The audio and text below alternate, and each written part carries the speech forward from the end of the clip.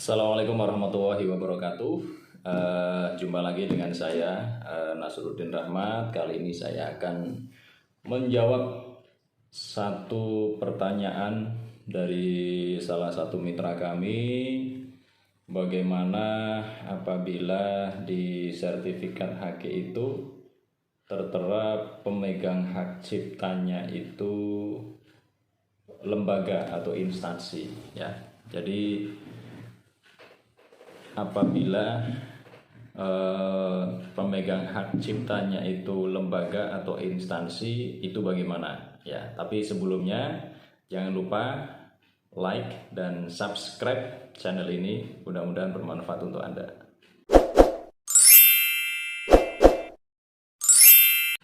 Baik,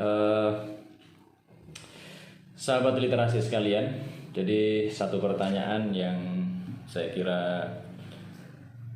bagus juga, ya. Jadi bagaimana apabila di sertifikat HQ itu tertulis pemegang hak ciptanya itu lembaga atau instansi, jadi bukan nama kita selaku pencipta, ya. Jadi gini ya sahabat, ya, pencipta dengan pemegang hak cipta itu beda, ya.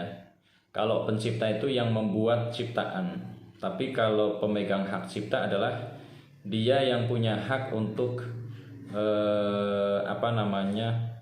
melakukan sesuatu terhadap ciptaan tersebut, termasuk mengkomersilkan, mempublikasi misalkan, ya, mendistribusikan. Nah, dia punya hak untuk itu karena dia memegang hak ciptanya. Jadi sah-sah saja misalkan Anda mau mengalihkan hak cipta Anda kepada pihak lain, termasuk itu institusi, lembaga, ya, bahkan termasuk ke pribadi orang lain, ya, ke orang lain, ya, bukan lembaga maupun institusi, itu hak daripada pencipta. Nah, adapun akadnya terserah, ya, apakah itu karya itu diperjualbelikan atau dihibahkan saja, ya, diberikan begitu saja, ya, itu tergantung daripada teknis dan kesepakatan. Hanya saja ketika karya itu sudah diserahkan ke pihak lain, maka pemegang hak ciptanya itu menjadi hak atas ciptaannya itu menjadi hak daripada pihak yang kita serahkan itu, ya. Jadi misalkan kita mengalihkan ciptaan kita ini kepada instansi, kepada lembaga, maka instansi atau lembaga itu bertindak sebagai pemegang hak ciptanya, ya.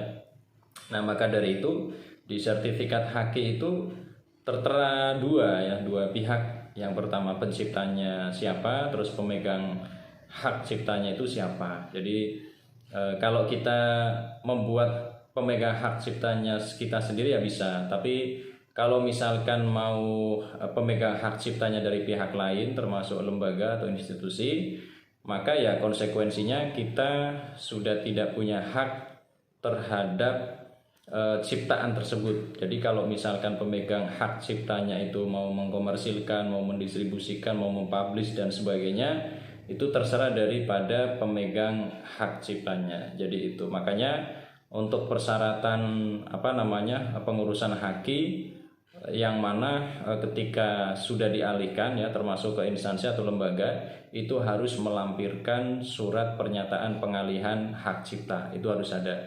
Nah, kalau bentuknya itu lembaga atau institusi, maka itu harus melampirkan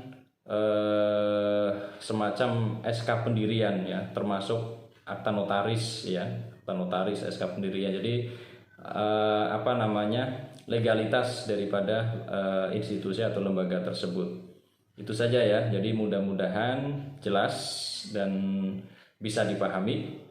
Dan itu saja dari saya, mudah-mudahan.